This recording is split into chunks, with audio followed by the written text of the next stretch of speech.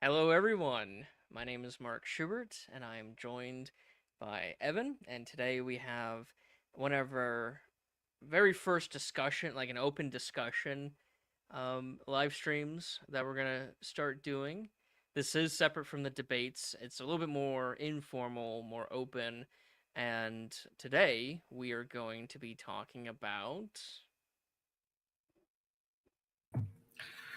Yeah, so the topic that we're going to be going over is should we appreciate America? My name is Evan Lucy. I'm a member of the board for Amending America. I'm super excited for this discussion. We're doing this topic at my request, so I'm kind of biased with my hype about it. But in a more verbose way, the topic we're going over is can we be honest about the length and breadth of American history, the good and the bad, and still be proud of the fact that we're American or tie our identity to being Americans. I've found that it's basically impossible to have a good faith discussion. Well, it's not impossible to have a good faith discussion about it. I've yet to find a good faith discussion about it out there in normal political discourse. So that's the problem that we're going to be solving with this discussion today. Awesome. Let's go right into the opening statements. So, I'm coming from more of a historian perspective, given all the work that I do for this charity of researching, gathering primary source documents, looking up events throughout American history, not just the Constitution and amendments and the Declaration of Independence or significant laws throughout American history and Supreme Court decisions, but also individual acts of heroism, of achievement, and also individual acts and sometimes systemic acts of terror and tyranny and violation of individuals, of their rights, of their livelihoods, of their properties.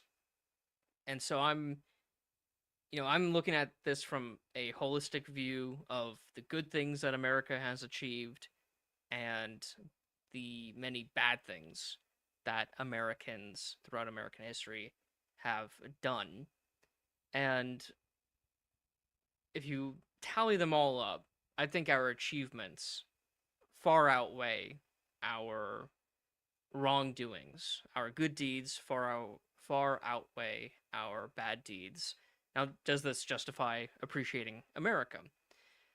Well, we have to separate America as, at least in my view, we have to separate America, the idea, the country, from Americans, the individuals who live and operate in this country and do things in this country. If we have a single person who does a horrific act against another human being, do we blame the entire community? Do we blame all of America simply because of this act of one person? Maybe it's two people who do this terrible act. Maybe it's a whole group, a small minority, but still a whole large group of people who commit this horrific act, whether that be lynchings, whether that be kicking people out of towns or burning the towns down, as what's happened. You have the Chinese exclusion in out west, and especially in California in the late 1800s. You have numerous thousands of lynchings of black people and burning of black communities, especially in post Reconstruction South. Um, do we blame all of America for those actions? And do we take that blame and use that to justify our hatred or disappreciation of America, of American history, of American identity? And I don't think that we should. I don't think that we should take the actions of, no matter how numerous they are, but they are still the actions of a minority of these criminals, and they are criminals, to justify hating America, as too many people do. Now we should still learn about these horrific acts. I don't agree with the idea of not teaching the history of lynching, or not teaching the history of Chinese exclusion, or not teaching the history of German exclusion and lynchings that were done of Germans around World War I, or Italians, or any other. I mean, the largest lynching incident in American history was the lynchings of Italians. There was at one time there was 11 Italians lynched on the same day, and that's the largest incident of lynchings being done. It was, most people, when they think of lynchings, they think of African Americans being lynched, but no, it was actually Italians being lynched. And so a lot of people tend to take very few of these actions and apply it to the whole country. Most people spoke out against those lynchings, rightfully so. And so, if you're going to blame America for committing these acts, you also have to blame America for attacking the people who did these acts. It was Grant and his administration which attacked the KKK and the White League and the Red Shirts with the enforcement acts during Reconstruction. It was LBJ who would do something very similar in the 60s, use acts passed by Congress and to enforce the Civil Rights Acts and the Voting Rights Act in the mid of that decade. And so, if you're going to blame America for doing all these wrongful things, you also have to blame America for doing all of the rightful things as well. And as I stated earlier, America has done far greater good when it comes to lifting people out of poverty, when it comes to protecting people's rights and freedoms and dignity, than any other country on the planet.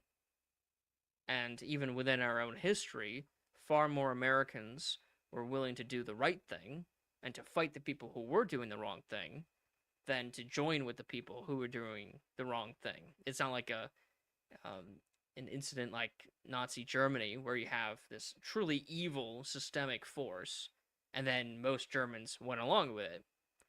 In America, we never had a systemic evil force that everyone went along with it. And there was, like, even when you take the institution of slavery, which is one of the greatest wrongs that America has done, and again, it's Americans, not America as a whole, because there were many Americans, especially in the North, who were fighting for abolition even before we were a country. I mean, the Pennsylvania Abolition Society began just a few weeks, I think it was a few weeks before, or might have been right after the battles of Lexington and Concord. And so you have the abolition societies being formed at the same time as the formation of our country, which kind of is an opposite narrative to a lot of people who say that, oh, America was founded on slavery to preserve slavery. And that's certainly not true in the North. It is slightly more true in the South. There are a few documents from the Revolutionary period of the South joining the Revolutionary movement and citing the British actions like freeing slaves. Although it wasn't the biggest issue for the South, it was a issue for them. And so even the institution of slavery is not something that you can blame on the entire country, especially for the fact that we fought a civil war in order to not only preserve the Union, but to have a new birth of freedom, as Lincoln put it, and that was to abolish slavery. I mean, Lincoln, I've been doing a lot of research on Lincoln recently, reading a bunch of his speeches and understanding the laws that he signed into office, or in his office, and he is like the GOAT. He's, to me, Washington and Lincoln are, it's a tie for like the best president. And Lincoln, he was definitely an abolitionist. I don't know why there's people out there who say that Lincoln was not an abolitionist. And he gives his argument, especially in his House Divided speech, he gives his argument that the House, that is the country, is divided. Divided on what issue? The issue is slavery. And the House, the country, cannot stand. One must conquer the other. And what side does he want to conquer the other? He wants the free North to conquer the slave South and establish a fully free country. And so Lincoln was definitely an abolitionist, but he is an example of Americans fighting for what's right, fighting against the institution of slavery. And so, even though we have the institution of slavery in American history, which is a very obvious wrong that anyone can do, it's one of the worst things that people can do is to keep people bound in slavery. And yet, it was America who fought to abolish that institution. So, if you blame America for slavery, you also have to blame America for abolishing slavery at a tremendous cost. I don't think there's any other country in the world who fought and had so many people die for that cause. Not just preservation of the Union, but the abolition of slavery. 700,000 people died. Britain didn't have that many people die when they abolished slavery, even though they abolished chattel slavery. They didn't abolish the practice of cheap labor and starving their colonists, especially in India, to death for their benefit. So let's not give the British too much credit when it comes to stuff like that. Um, I'll let British people try to defend British history. I'm not going to try to defend them. I don't want to defend them. But for America, I think that we can separate the wrongs that a few Americans, and we have their names, like we know the names of these individuals who did wrong. It's not America, it's these individuals who did wrong, and it's other individuals who did right to correct that wrong, to abolish that wrong. And so when it comes to appreciating history, the reason why I love that word appreciate has two main meanings. The first meaning is to show respect or reverence, and I think that we should do that. Not fanatically, but a little bit of respect. But the other meaning that I mostly associate the word with given the work that I do is to understand something. To appreciate something is to understand it. That's the other definition of appreciate. And so when I support in appreciating America, yeah, we should show some respect, given all the amazing good, despite all of the wrongs that we've done. But we should also understand what America has done.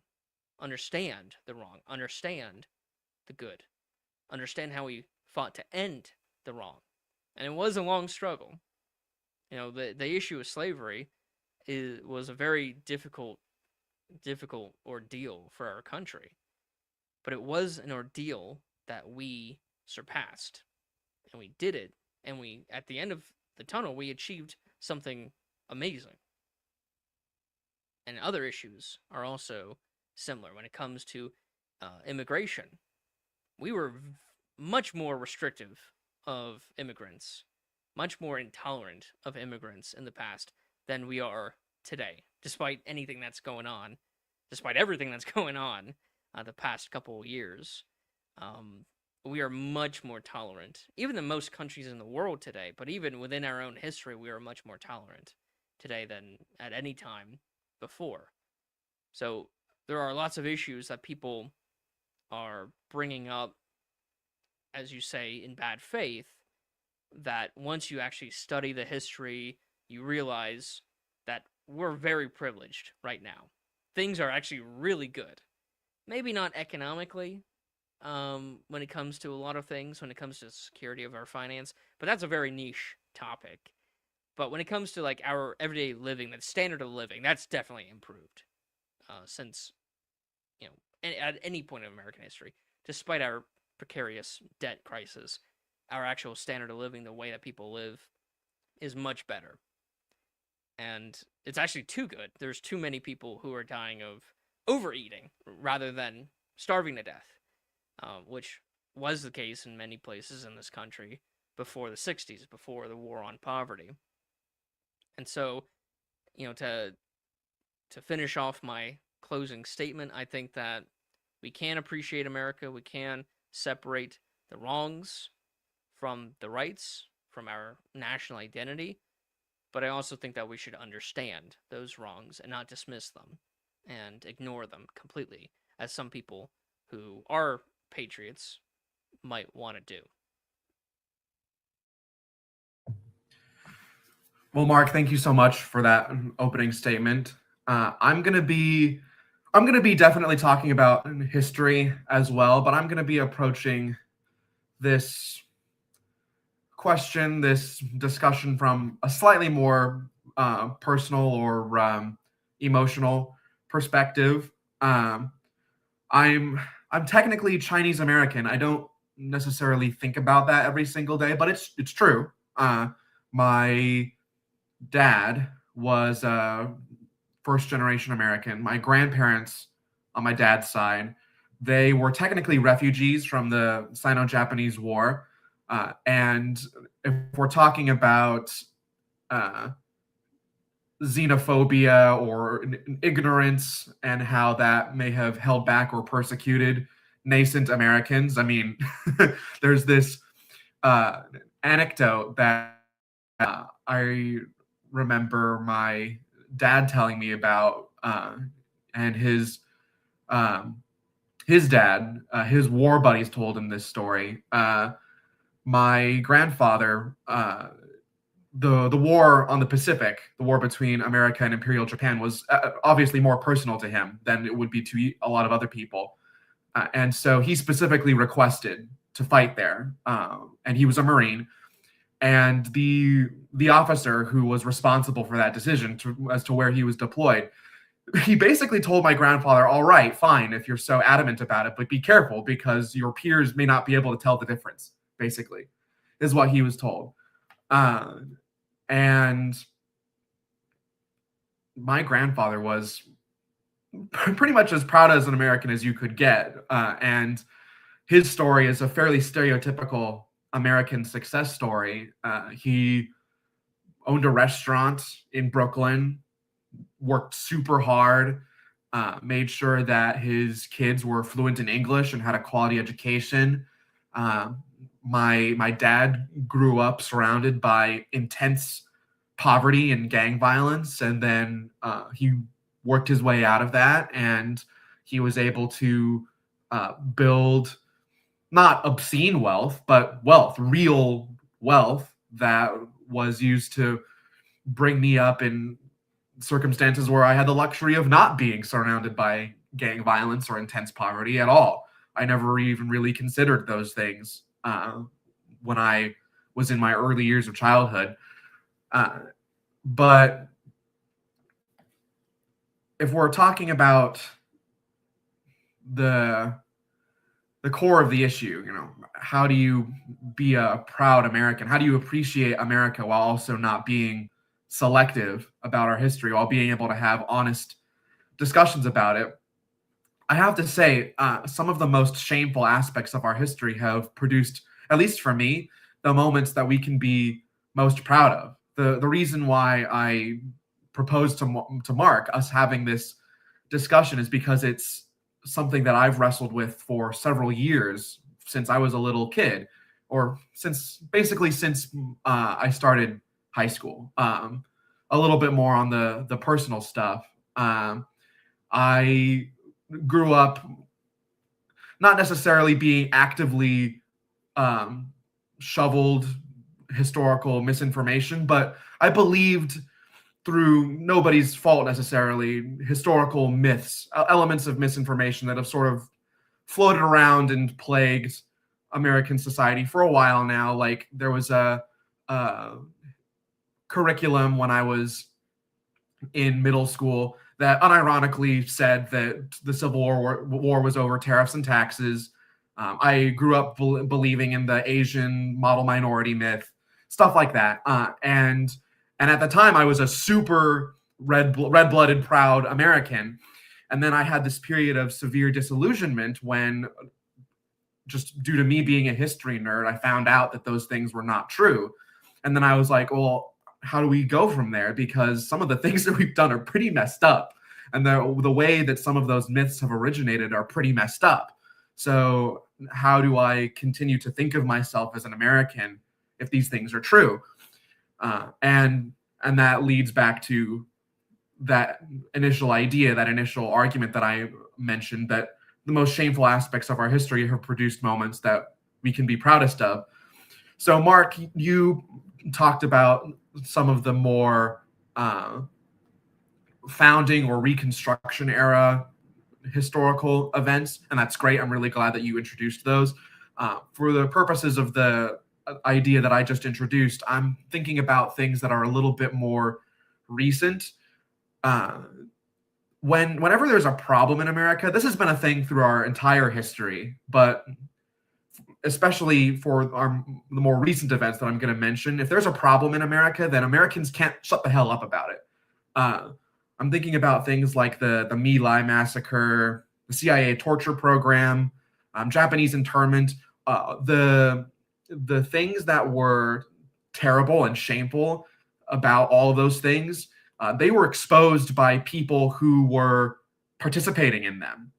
So the reason why the American public knew and that journalists covered the My Lai massacre was because soldiers who who were there talked about it to the press, to the public. The CIA torture program, John Kiriakou, he found it unconscionable, so he leaked it to the press. Japanese internment. The First Lady was one of the people who was the main critic of Japanese internment. And it was victims of Japanese internment, people who were Japanese Americans who were young kids when that was a thing. They eventually continued to participate in the American system and were instrumental in preventing similar policy discussions. Like in the wake of 9/11, there were ideas floating around in Washington to do essentially Arab internment or Muslim internment. And it was Japanese Americans who are at the tip of the spear going, no, that's stupid. And we can tell you better than anybody else pretty much why that's not going to work or accomplish anything meaningful. So that's how I grew to think about it. That's how I approach appreciating America while also being honest about things that we've done in the past. Or, the Civil War. Mark, you touched on Lincoln being an abolitionist. His original opinion was well-intentioned, but not what I would consider a good solution. For those who don't know, Lincoln's initial perception on abolition was essentially that slaves should be freed and then deported to colonies in Africa. And that was sort of, I guess, your moderate or left-leaning moderate position on slavery in the 1850s and 60s, with the hardcore full abolition and full enfranchisement of Black Americans being the radical position for a while in the United States. And originally, that's what Lincoln thought. He thought that full abolition and the enfranchising of African Americans he didn't agree with that. But then he had very detailed and lengthy correspondences with Frederick Douglass on the issue, and then he changed his mind. I don't think enough people talk about that Lincoln was amenable to being reformed morally and intellectually by someone who knew more and could speak more to the horrors of slavery and the necessity of African Americans to participate in reconciliation. And then he changed his mind on that. And that we need more of that. That's based, to use the term. I could think of few things more based than something like that. And that is what I would consider extremely American. And then just to round out my opening statement.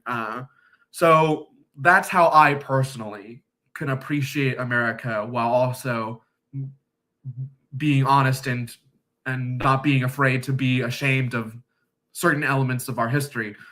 But now I want to go a step further than that and go, well, you can both be ashamed of specific American historical events and proud to be an American, yes. I would go even further than that and say that to be ashamed of things like that, uh, that's almost necessary to be a proud American.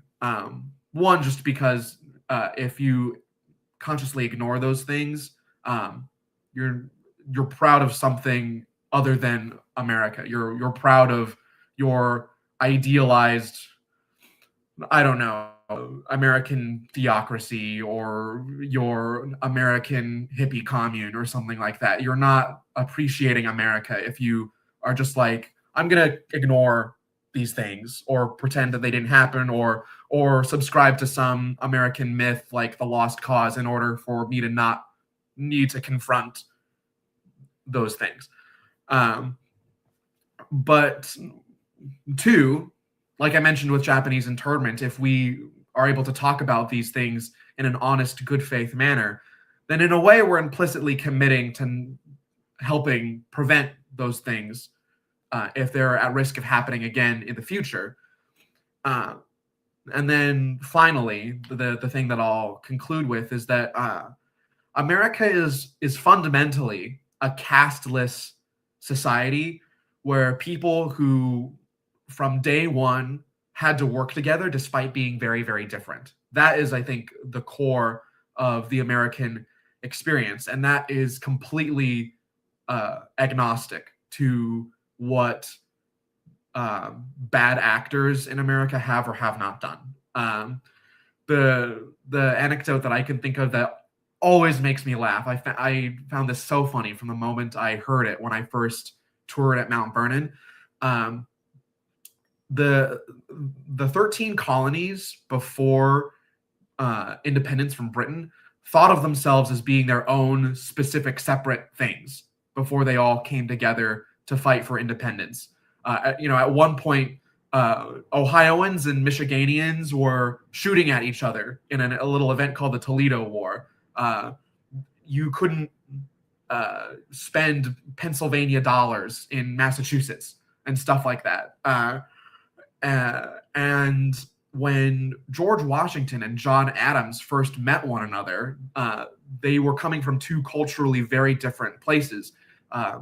John Adams being a somewhat blue collar, I mean, he was a working guy, he was a lawyer. And then Washington was a gentleman from Virginia. And in Boston, Massachusetts, the way that you greeted other people was that you gave each other a firm handshake. And in Virginia, when gentlemen greeted one another, they bowed. And so when they first meet one another, there's this incident basically where Adams offers his hand, and George Washington takes a small step back and bows in order to give Adams some personal space. But Adams still wants that handshake, so he takes a step forward, and Washington takes a step back, and they have to sort of sort that out initially when they very initially meet one another. And there are little instances like that where people who either were allies by circumstance and progenitors of America, who were very different and had to work together, naturalized Americans, and then Americans who were, I guess, colonial, ended up working together. America participating in the international community and leading global coalitions. America has always been, at the core of our history, an advocate for accepting people's differences or ways in which we're heterogeneous and going, how is that useful to us? How is that valuable?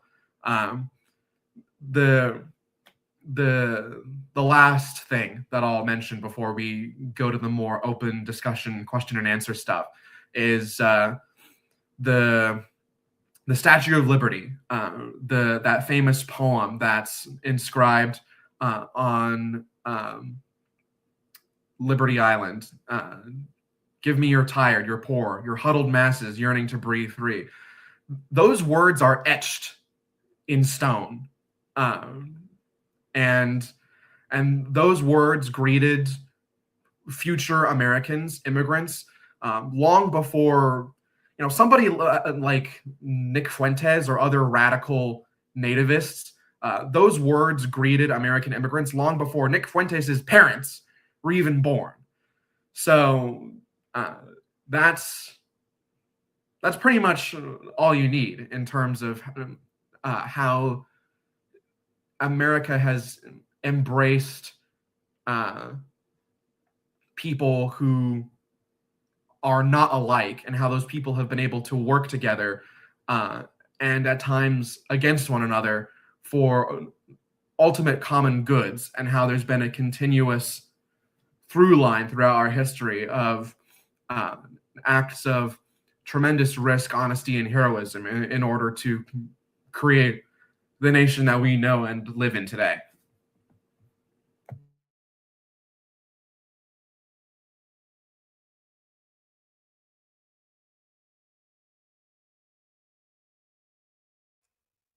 You were also Uh, muted too. So, oh, okay, yeah. yeah, so let's go into the open discussion part of this topic. And I mean, yeah, I mean, you talked about wanting this discussion to be more modern. You mentioned some of the things that happened in um, in the Vietnam War, and then later in the War on Terror, the My Lai massacre, which happened in 1968, I believe. That it happened on the same day that Robert Kennedy announced he was running for president. And so a few days or a few weeks later, you have LBJ giving an address in the Oval Office saying that he's not running for president. Now, did he make that address because Robert Kennedy was running and he was more beloved than LBJ? Or did he make that address because of the My Lai massacre, which was a huge sensation in American uh, politics at that time because of the atrocities committed by U.S. soldiers? So did LBJ feel ashamed of of America, or did he feel like his efforts in Vietnam had gotten to a point where he was hated, and someone like Robert Kennedy, who spoke out against the Vietnam War, was more loved? And so, does shame like that check America's pride? And I think, I mean, you mentioned this kind of where it's like these shameful actions help us prevent help us prevent this unhealthy fanaticism of pride. Pride is a sin after all. So, I Mhm. mean, having pride in one's country, is that a good thing or a bad thing? Well, if you believe that pride is a sin, then it's definitely a bad thing. Um, but you should, still appreciate American history, especially the definition that I use, which is to understand and to show reverence, as opposed to blind fanatical pride. And these shameful actions do put a check on us being too prideful. I mean, we look at other countries like Germany, and we can see just how far pride can go when it comes to us committing atrocities. And so maybe feeling some shame is actually healthy when it comes to preventing that. Yeah, I would agree.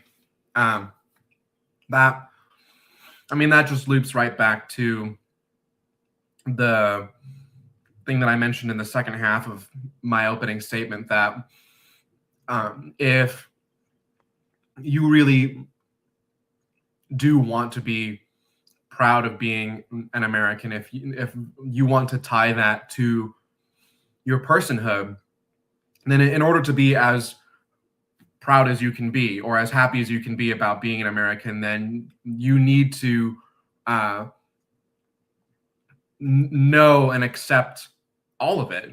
Um, like when somebody gets married, you need to accept all of your spouse. If there are things about the other person that you don't like or you don't care for, then if those objections are if you so strongly object to those things, then you shouldn't marry that person. Um, So the if if you really want to accept and tie yourself to America as your identity as a person, um, then you have to go, okay, well, what is America at its worst, and can I still accept that? And that was the work that I needed to do. And even if you don't think of yourself as being an American every day, if you think your primary loyalties are more communal, like to your your spouse or your kids or your church or your neighbors or things like that. That's also very American. It was due to more local bonds like that uh, that America itself became a nation in the first place.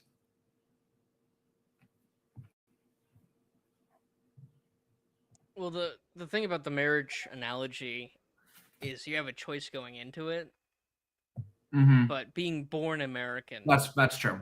do you Yeah. have a choice of being an American, having that American idea? I mean, I guess you do have that choice, but for the sake of this discussion, should we make that choice? You know, looking at the history, looking at all the wrongs done, the countless examples, could we still accept? I mean, you say you do, and I also do myself, but how can we justify that approbation, that acceptance of America as whole identity, as something that we would be willing to give our lives and sacred honor for, despite the wrongs that we both recognize, that we both understand? So, how can we better justify our acceptance of the American identity despite that?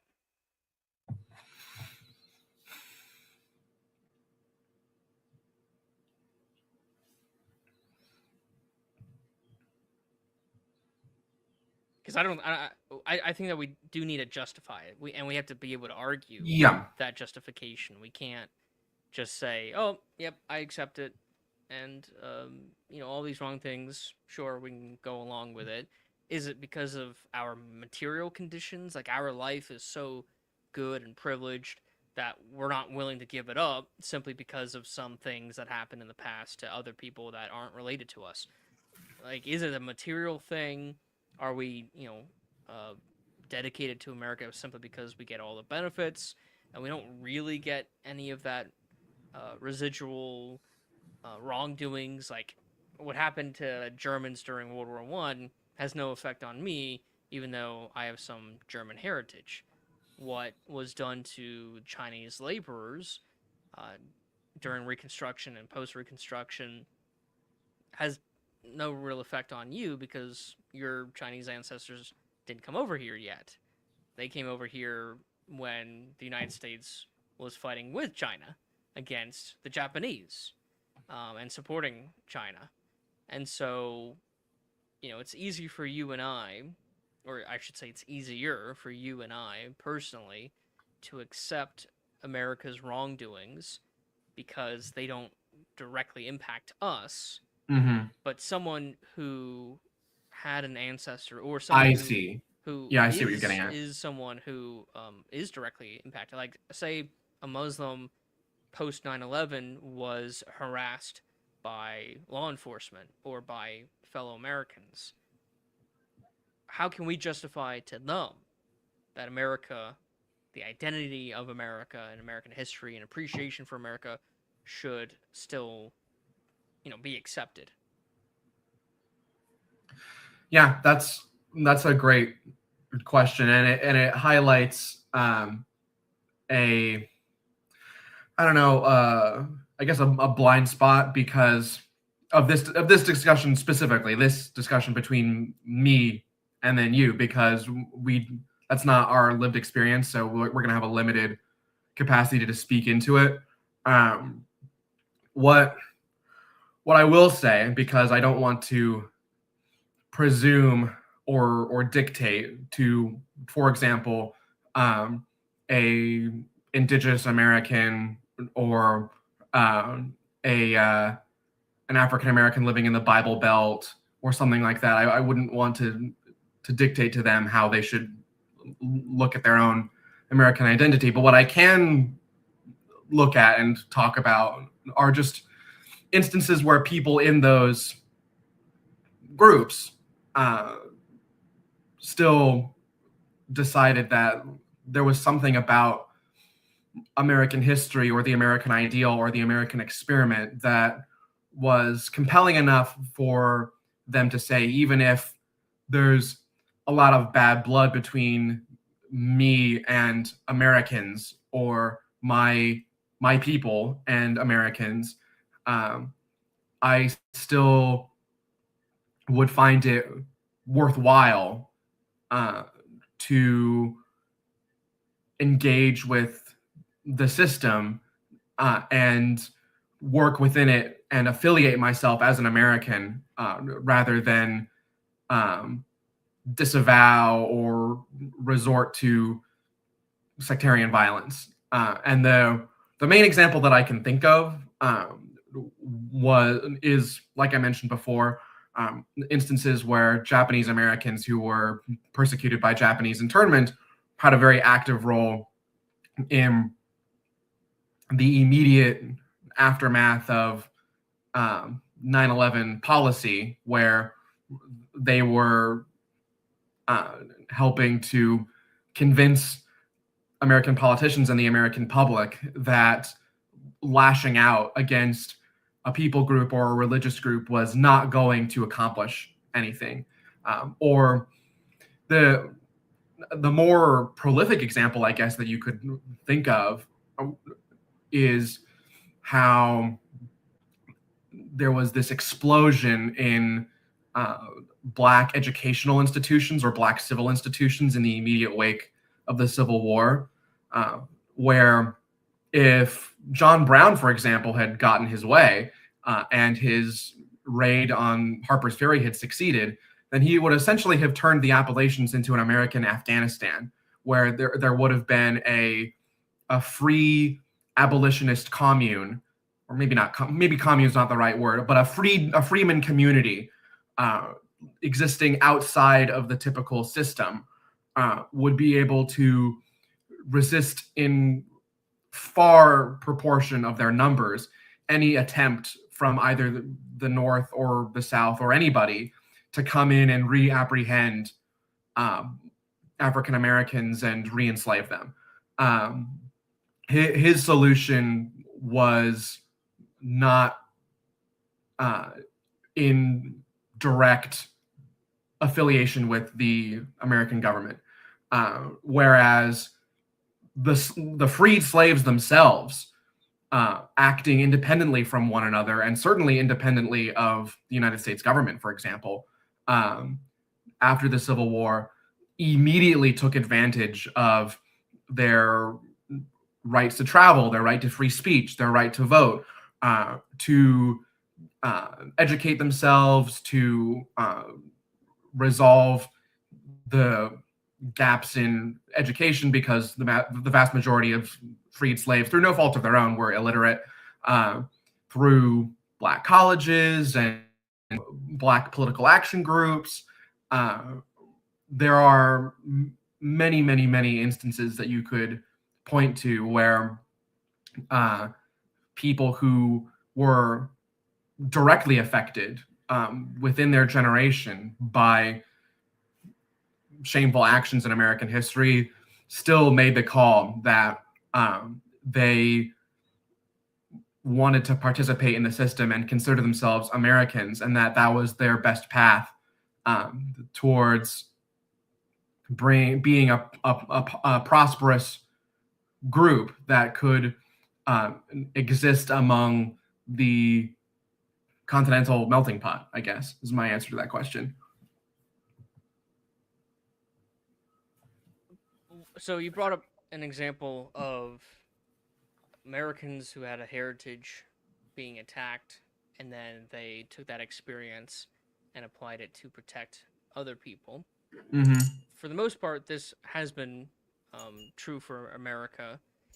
We had our founding fathers. They were attacked by the British, by Hmm. Parliament, their rights being violated, and so they established a system that defended not just themselves personally, but wider America. But they didn't go all the way to protect Hmm. truly everyone, but they Hmm. did protect more than just themselves. Yes. And then the next generation expanded it. So there seems the more diverse the society is, and the more experience that we have of each other, whether that be good experiences or bad experiences, we tend to slowly expand who Hmm. we include as being part of America.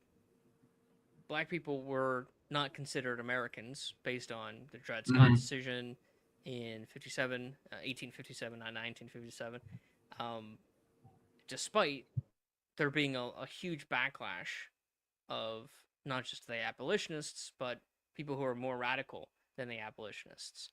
Even someone like Abraham Lincoln spoke out against the Dred Scott decision. He spoke out against the part where slavery was allowed in federal territories, that fugitive slaves had to be returned, and that the North had to force them. The Supreme Court decision forced the North to enforce the fugitive slave law, which the North was not enforcing.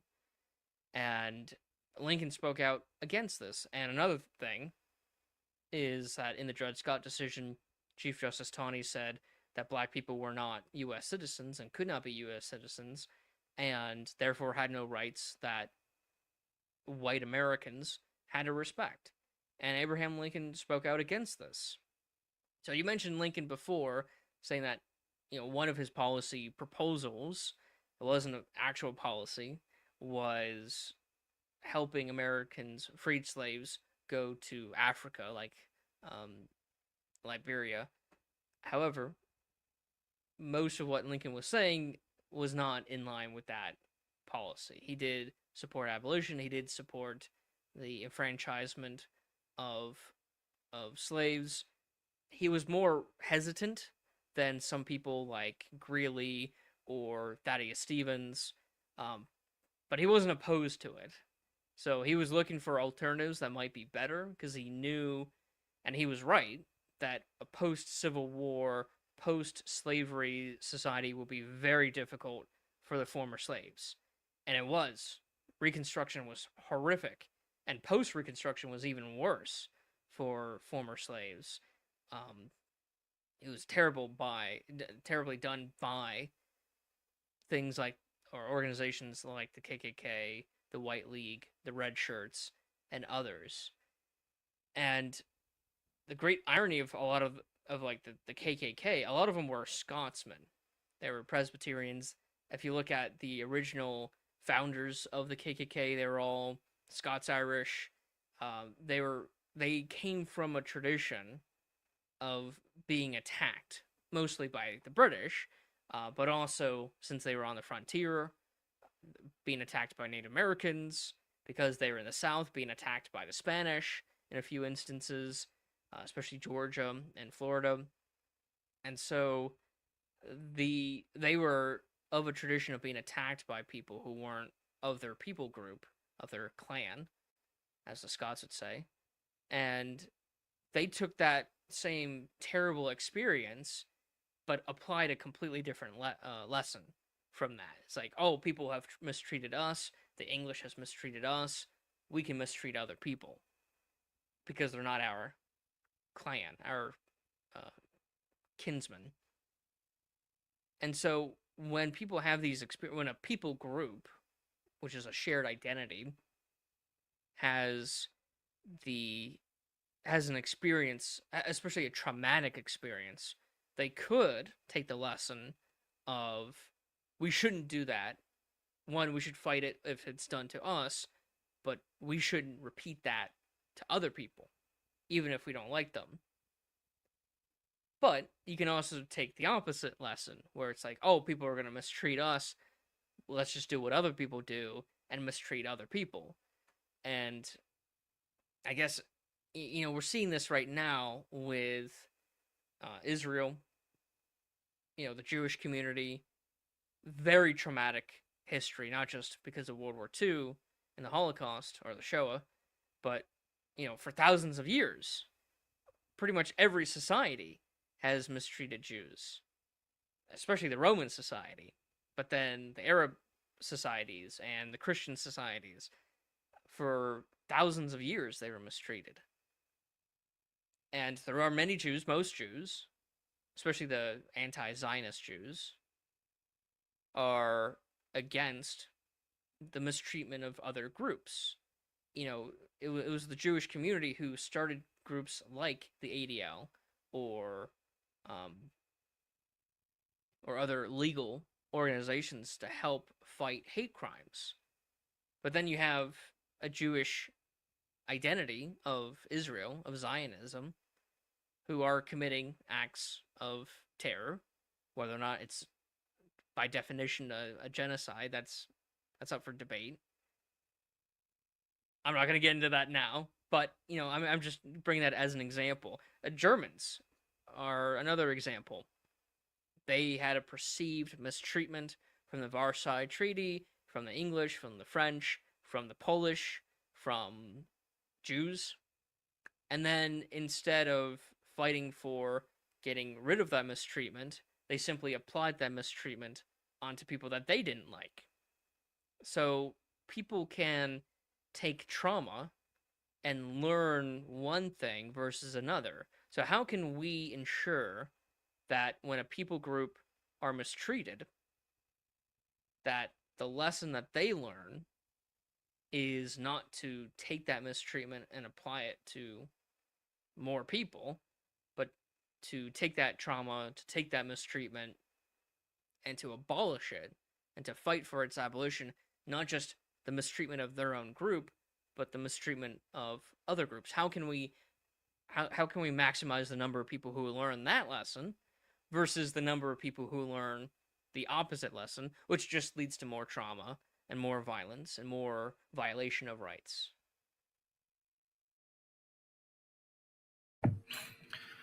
Yeah. So essentially, your question is, how can we teach American people groups to not perpetuate a cycle of violence or a cycle of um, mistreatment?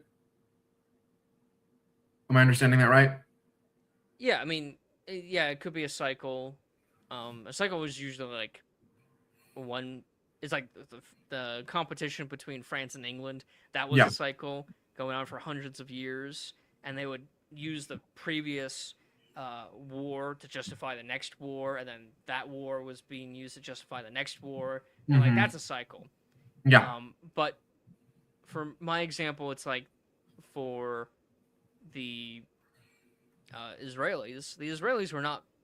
They don't have a history of being mistreated by the Palestinians for Hmm. thousands of years. They a lot of the Yeah. people groups that treated the Jewish community are no longer around. The Romans are no longer around. Hmm. Nazi Germany's no longer around, but they're applying that trauma against a different people group.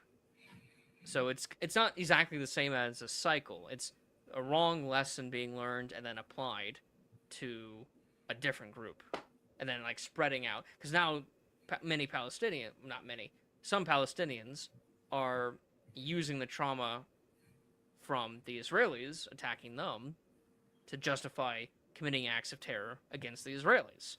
So Hmm. now that has become its own cycle where, since 1948, Israel and Palestine.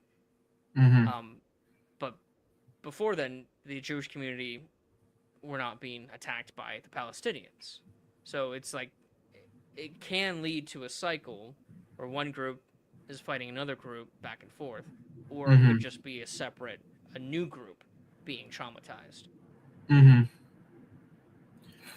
Yeah. Well, the short answer is that cycles like that tend to be broken through people gaining self-awareness through usually through historical education. Um, Unfortunately, I don't know if what I'm thinking of gives. a pathway to an exact blueprint, a pathway, but it is a organic example of how cycles like that have grown less and less severe to the point of them really not being that notable or obscure. How that just sort of happened on its own, and the main example I could think of is here in New York, um, which is where I'm based. The there's a joke among New Yorkers, or at least New Yorkers who have understood or grown to understand the city's history. Every new group who has come here has wanted to be the last, and has then passed on their resentment or their disgruntledness to the next group. So the British hating the Irish, and then the Irish hating the Italians, and the Italians hating the Puerto Ricans or the Polish, or and then those people hating I don't know, the Chinese, and the Chinese hating the Mexicans. I don't know if that exact order. I highly doubt that that is completely correct, but something like that has transpired through since there's been a New York, pretty much. There's been a story like that. Uh, and each time there was a new people group added to that stack, uh, everybody collectively, one, had to live together in the same city, or sometimes, in the case of industrialization, had to live in the same apartment block or tenement building, whether they liked it or not. That was the situation, first of all. And second of all, they all had to eat together, or they were all constantly exposed to the other's food. Uh, and it sounds a little bit silly to say, but I I I think it's a lot harder to hate Yemenis or Pashtuns or Mexicans when you've had the best kebab or taco that you're ever going to eat ever in your entire life. I mean, it sounds really silly and reductionist, but that played out on a wide scale over the better part of 100 years is basically what has happened in New York City, which has led to New York's reputation as being a ethnic, cultural, religious patchwork where there are a bunch of groups that are all coexisting in the same place. And nowadays, at least in the year of our Lord 2026, factional or sectarian violence between those groups at an institutional level, or at a level that is accepted by the people within those groups, is pretty much unheard of. I think the last time that we had anything even close to that was the Asian hate crimes that were happening for COVID. And even then, there were people who were physically attacked as a result of that, which was horrible. But the vast majority of the vitriol or the negativity around Asian hate around that period was over the internet. And in 99% of cases, I'm confident in saying, Asian Americans got along with their peers here in New York City quite well. And you didn't see anything even close to resembling stuff like what you see in the Gangs of New York film, where nativists and immigrants were hacking each other to death, like you see in modern day Birmingham or something like that. So, Mark, when you talk about the lessons that people within people groups learn, and how you can stop instances of certain groups or certain factions passing on things that were done to them, rather than gaining a more holistic understanding that we're more American than we are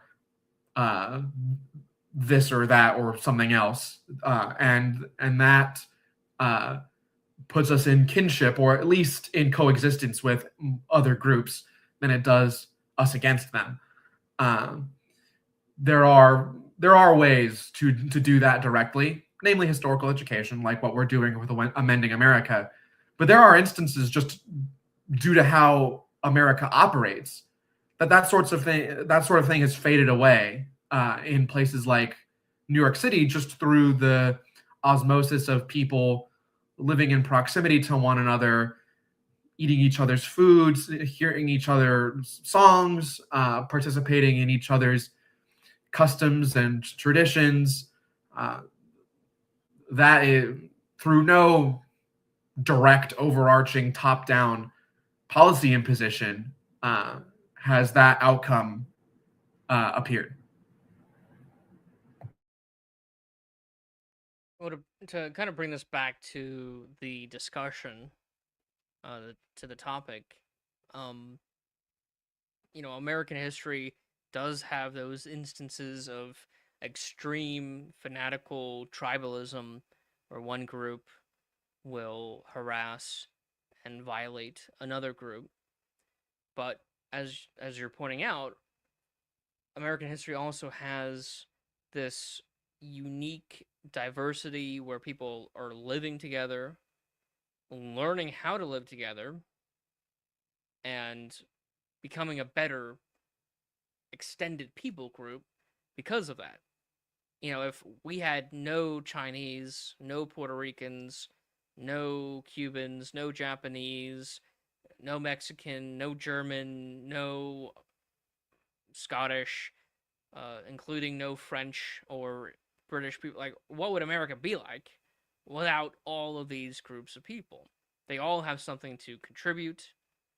Just historically, that's just a fact. And the more we live with each other, the more productive we become. The more, competition there may be when it comes to achieving things, instead of wasting our effort trying to put people down and to harass them, we put our efforts to working together and achieving something greater than any other society has ever achieved. And I think because of our diversity, and not diversity for the sake of diversity, it was diversity for the sake of productivity, for the sake of bettering the country. Like, a lot of people don't know this, and it kind of dispels the idea that America is inherently a racist country. Before the Chinese Exclusion Act, which, by the way, only applies to Chinese workers, so Chinese people could still come over here, they just couldn't get employment.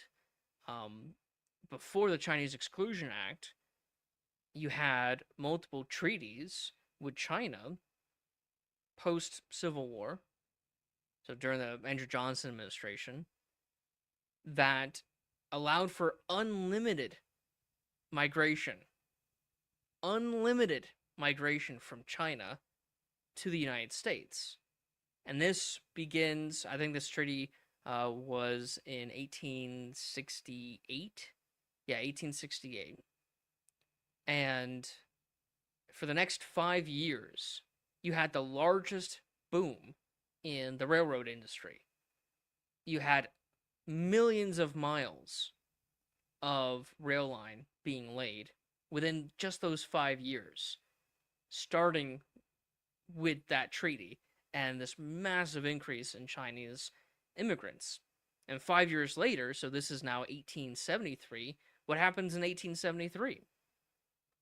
You have the start of the Long Depression, this economic uh, uh, depression that lasted 6 years. So 2 years longer than the Great Depression. The Great Depression only lasted 4 years. The 6 year long depression, starting the second term of the Grant administration, where people start to turn on the Chinese immigrants, because a lot of the main cause of the long depression was over speculation in the rail line industry, which of course the Chinese workers played a huge part in working and contributing their labor to build all this rail line.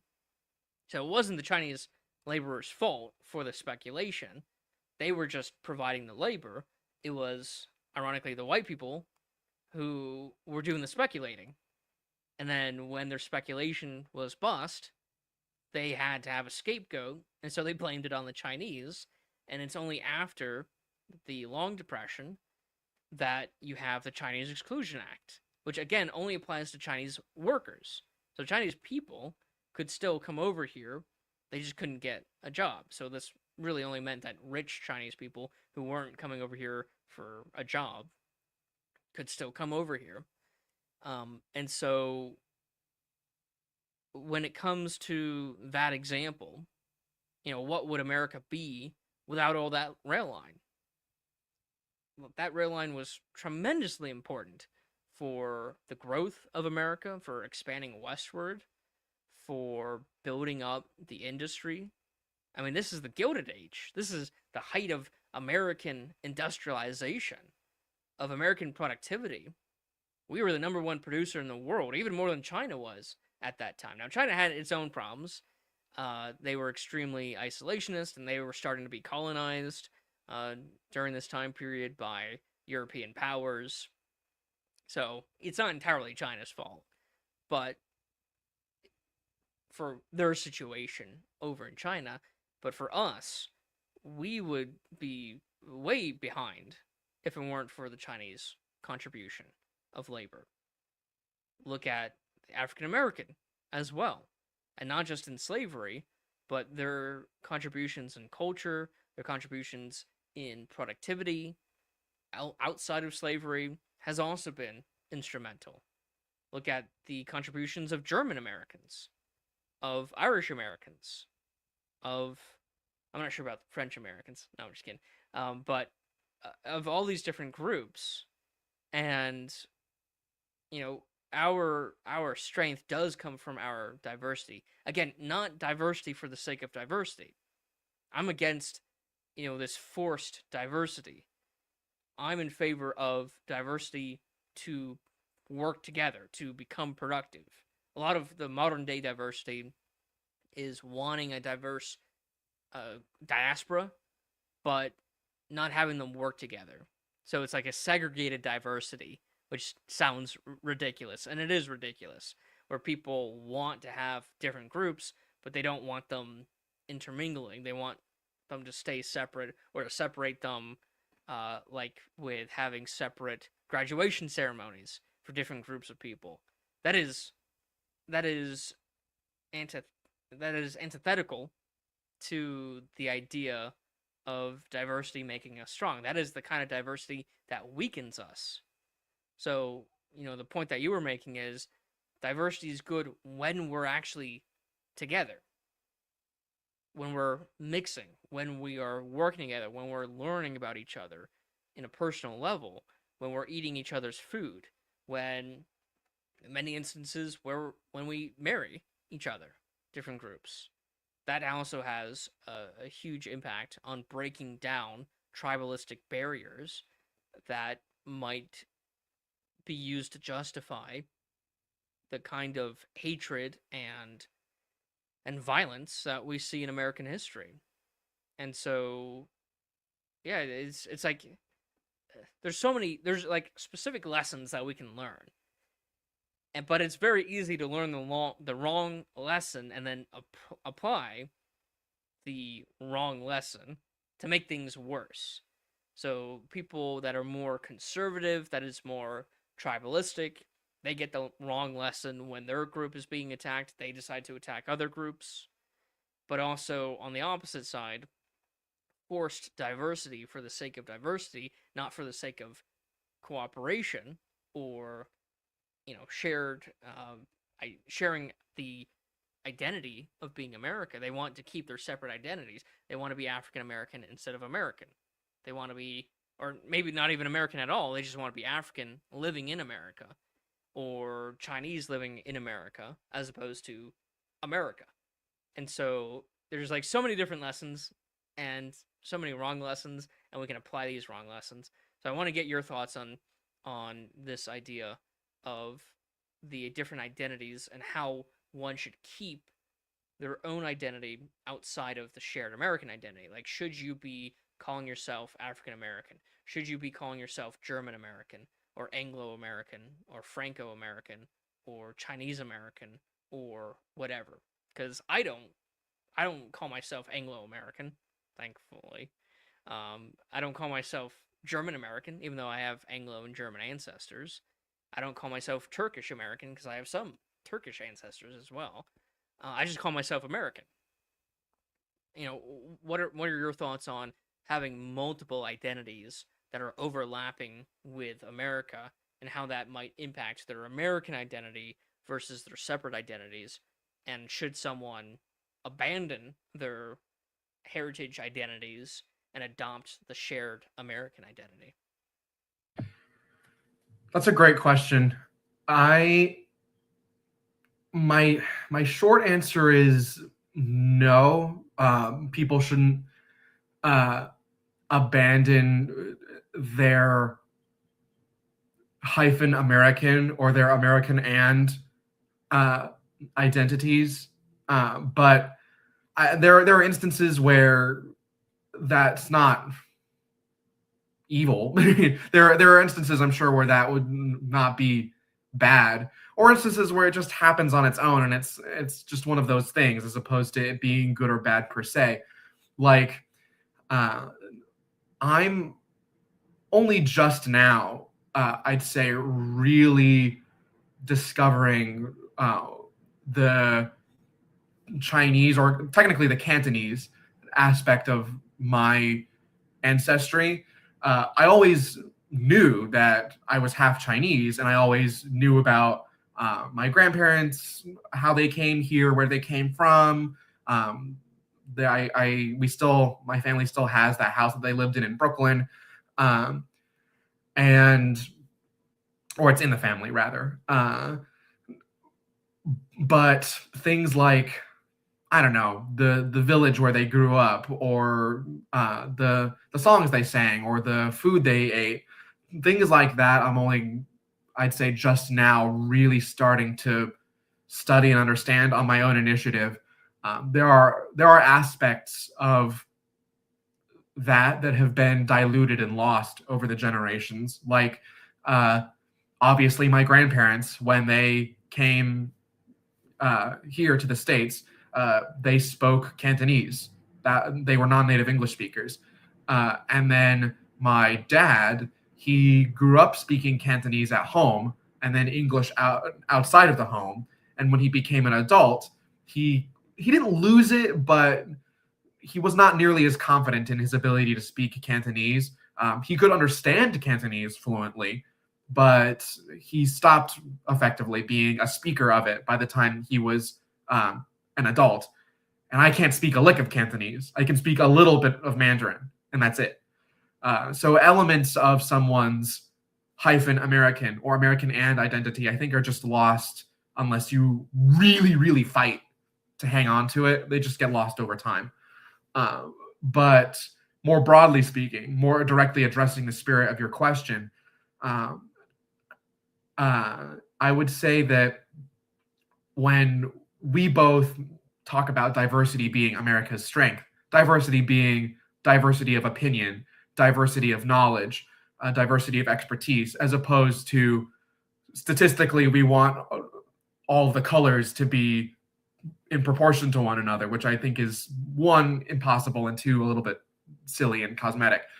But true diversity, America, 100%, just objectively speaking, derives strength from that, which we've mentioned multiple times in this discussion. But that comes from it being heterogeneous. And you have this weird sort of globalism paradox, or this metropolitanism paradox, where if someone stops being anything else other than American, we get more homogenous. And the sorts of differences or ethnic expression or national expression that you get from different cultures in different countries, if that starts to disappear and you get this sort of imperceptible globalist soup where you can't quite tell what is American versus Mexican versus Chinese versus African versus et cetera, et cetera, et cetera, then is it really still unique? Are you really still gathering strength from that necessarily, or is it just now that everything is all sort of coalesced together and is not separable anymore? I don't know. I think that that's a larger discussion, but I would say broadly speaking that uh, the strength of uh, someone who, when their bloodline first came to America, it was from China. Someone else, where the first ancestor in their bloodline came to America from Mexico or from Eastern Europe or from South America or from Europe or from anywhere. Uh, all of those different people, having been shaped differently by those things, being able to come together and lend their unique perspectives and uh, proclivities to do something greater than the sum of its parts. In order to do that, I think you necessarily have to have extra American identities. Um, and then in some cases, it might arguably be necessary. Like for example, in the case of African Americans, especially African Americans who are 100% the descendants of slaves, um, because the African diaspora was rendered homogenous because there was no discrimination between someone being um, from the Congo versus someone being Kenyan versus someone being Ethiopian or anything else. Uh, all of those flavors of African blended together as a result of slavery. And so, necessarily, I guess, for somebody like that, they would have to be African American because they're deriving their culture from something very specific. Yet at the same time, there's no individual nation that they could say or necessarily even know where they came from outside of the continental United States, which was part of why uh, African Americans, freed slaves, being enfranchised was so important because there was going to be no viable option for them in a colony in their supposed homeland. Um, Slaves really had no choice but to think of themselves as American because that was the lot that they were dealt, uh, and uh, and so they became Americans in the uh, immediate and long term aftermath of the Civil War. So those are my musings. Those are my answers to your question. So there's some disagreement, which is going to make this discussion a little bit spicy. But I do think that people should, over time, not abandon in the sense of I mean, for me, I don't share or appreciate that it is to know and to revere my Anglo ancestors that came over here in Yeah. 1630. I have very little, if you know anything about me, I have very little love for England, despite my ancestors coming from England. I mean, my argument is my ancestors fled England. They left England. They were being persecuted in England. They didn't want to be in that society, and so, because it was at that time a bad society to be in, you could thank Charles I for that. And and so, I don't really have that much love for England. I will never call myself an Anglo American, even though I have Anglo heritage very far back. I just don't have that love. The same thing with my Turkish ancestors. I have no connection with Turkey. I don't want to have any connection with Turkey. And my German ancestors, especially, they came here before World War I, so everything's kosher. Um, and I don't have a love for the modern state of England or the modern state of Germany or the modern state of Turkey. I don't preserve any of the heritage back then. And a lot of African Americans, despite them calling themselves African, hyphenated Americans, there's virtually nothing African about them. They don't wear African clothing, they don't speak in African dialect or any African language, they don't worship any original African religions or faiths, or share a understanding of African politics or culture or marriage, or like there's nothing African about African Americans other than they had ancestors who lived in Africa. And so if we're not even preserving the tradition of a certain group, I don't think that we should be calling ourselves a member of that group. I don't preserve anything about England other than speaking English, even though I do think we should change what we call our language to American. Despite that, like that's I don't eat English food. I don't wear English clothing, especially not from the 1630s. There's nothing about English tradition that I keep. There's nothing about my Turkish heritage that I keep. There's nothing about my German heritage that I keep. So why would I?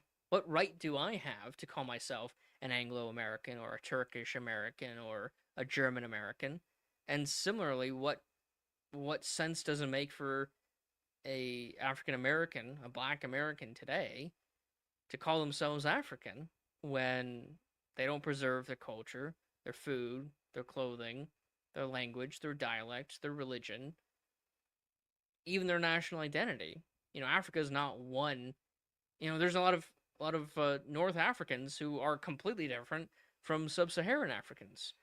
Western Africans are very different from Southern Africans, or from Eastern Africans, or from Central Africans. So there is no African identity. There is no one identity that fits all Africans other than a geographical region of the world, which I don't think we should, have an identity based on geography alone. It should be based on ideology and culture and political philosophy and stuff like that. So I do think that once you are at a point generationally where you're no longer living by the identity of your ancestors, I think that you should give it up. Give up the title, at least. Now, you can still be interested in your, family's past, but to call yourself the thing that your ancestors were while not doing anything that your ancestors did, Right. I think is Yeah, I see a where you're step too coming far. from. Yeah, yeah, that's pretty much what I'm doing. Where I don't think of myself as being Chinese American per se. I don't go into a room with that as my fun fact.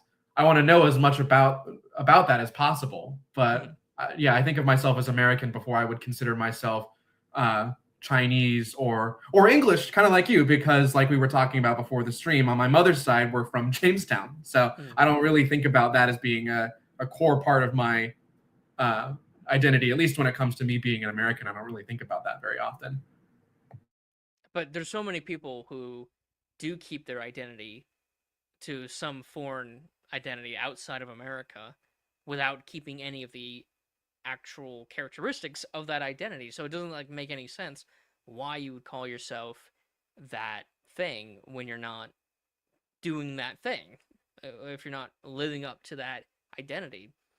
And then this puts into question, like, what is the American identity?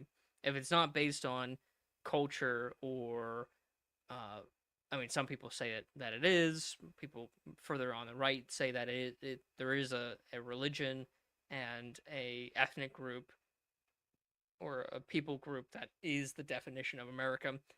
You and I completely disagree with these people. But what should the foundation, the characteristics of the American identity be if it's not those things? If it's not language or religion or ethnicity or culture or music or food or anything or clothing or anything like that, what should define the American identity? For me, just to answer that question real quickly, I think it's based on our Constitution and our way of governance.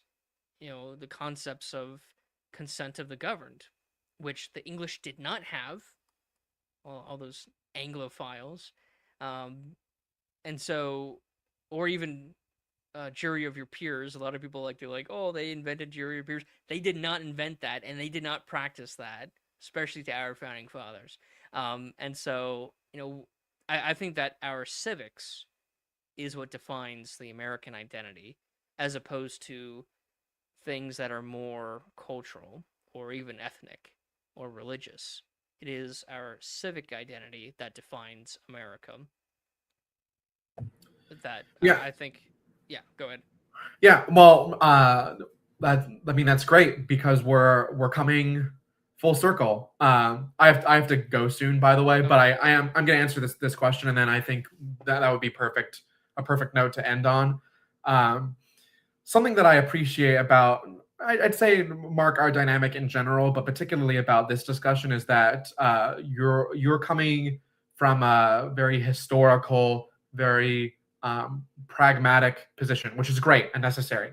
And I'm coming at it from a more um, sort of personal pathos perspective, because when I approach your question, um, the Constitution is a definitely a great answer. But when I was thinking about how to answer it when you asked, uh, I just thought back to the thing that I mentioned in my opening statement, which is something that is inherently American throughout our entire history is people with different backgrounds or experiences uh, uniting under common cause, and at our very worst having this sort of gentleman's disagreement where uh, there are me as a member of this class, or a member of this race, or a follower of this religion.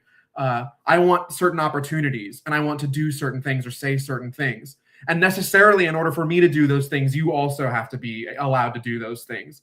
Otherwise neither of us get anything. uh, that's I think an inherently uh, American concept.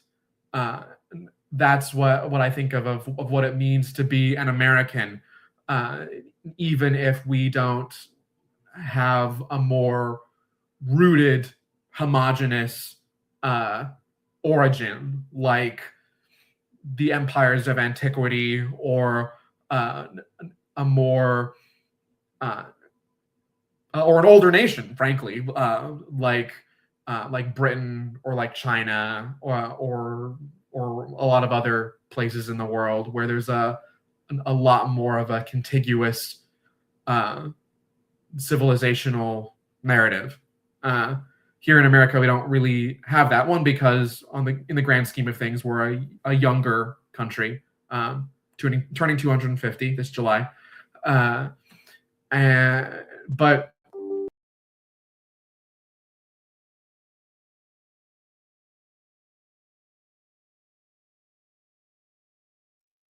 Oh no, we lost Evan. Oh well. Uh, he did have to go. So let's see if he's gonna come back. Oh no! Right at the end, during his closing statements. Oh man. All right. Well, if you have watched this live stream, I thank you for being here, and I hope that you will join us in the next live stream and actually participate. You can ask questions, and we'll be happy to answer um, on the live stream itself. And so, if you have questions about history, specifically American history or civics, feel free to ask us. If you would like to, I'm back. here's Evan. He's my back. my laptop died. Oh, Yeah, okay. but anyway, yeah, the what it means to be American is to understand that you have incredible opportunities, and in order to enjoy those opportunities, and in order to exercise your will upon your community and the people around you in order to not be bound by uh, uh, apartheid or a state religion or by a caste system. In order to be free of all those things, other people who are not like you also are free of those things. That's my answer. Excellent. And yeah, I do agree that the right that is being applied to one person should be applied to other people as well. Because if you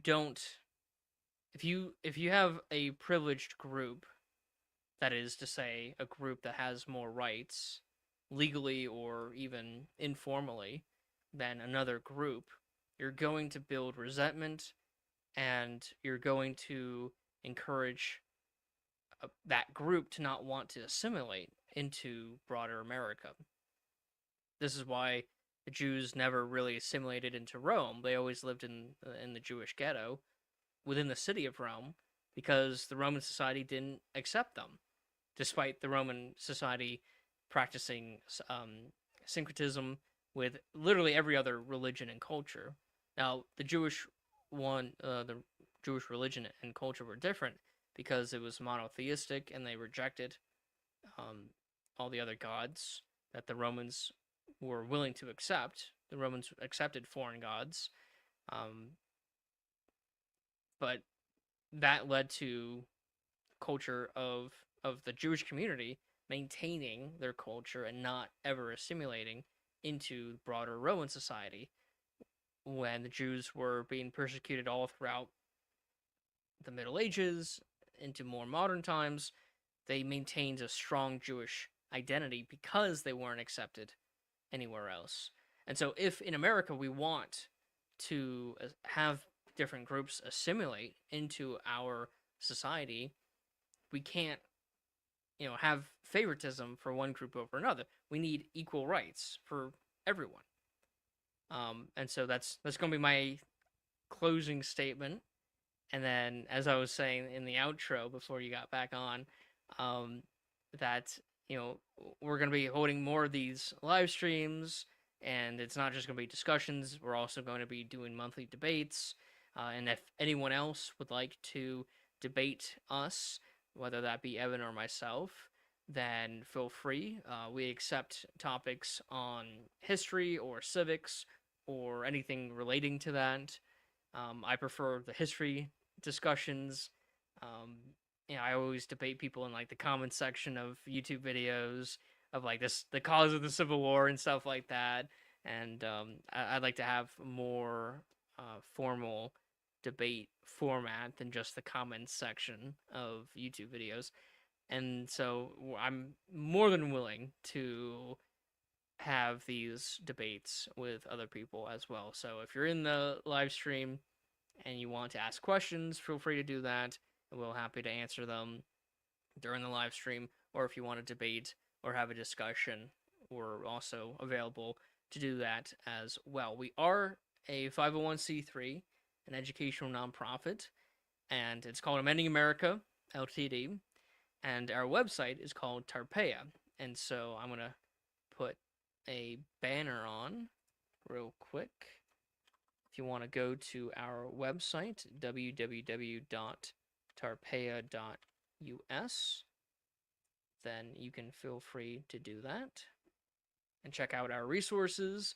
We make online resources regarding American history. We have this massive compendium in the format of a interactive timeline. And starting next live stream, when I talk about this, I'm actually going to show the website and to show the timeline. So it's not just me talking about it, but it's an interactive timeline of primary source documents and events throughout all of American history from 1492 all the way till today. Like what happened in the news like 2 days ago with King George, or not King George, King Charles the Third, King George the Third. I got America 250 on my mind, but King Charles the Third giving a speech to Congress. I'm going to be adding that video onto the timeline today. And so I'm trying to keep up with like what's going on in the news because there's a lot of historical things going on. I wish I wasn't living in a historical moment right now, but I'm also doing research on the past in the sense of the history of being long ago, and not what's going on right now. And so if you like the work that we're doing on our website and you want to support our charity, you can always donate either on our website, or you can reach out to me if you have a larger donation that you want to give, not through a website but actual, like a check to our charity.